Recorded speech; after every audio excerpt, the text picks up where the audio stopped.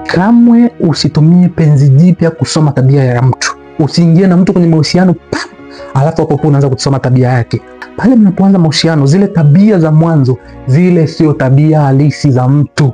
Zile ni tabia bandia, kwa sababu pale kila mtu anaona miemko, kila mtu anakuwa anamtamani mwenzake, kila mtu anakuwa yani bado yani moyo wake yani unafukuta yani kwa mwenzake.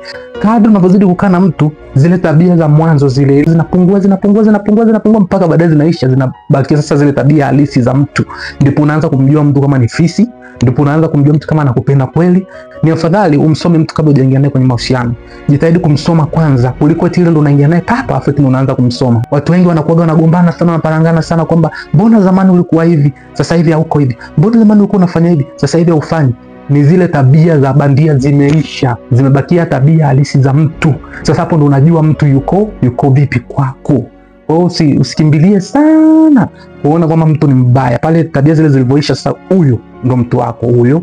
Kama ni Josefu, ndo Josefu wako halisi huyo. Kama ni Asha, kama ni Amina, kama ni nani, ndo halisi wako huyo.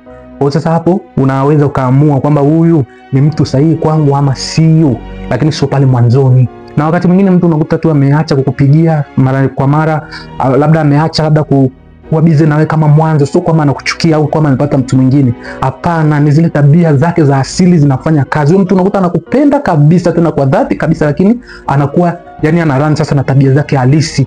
Kwa hiyo usilazimishe kwamba mbona uko unanipigia simu sasa nipigie. Mtajikuta mnagombana kila siku, kwa sababu ya kuforce kitu ambacho hakipo.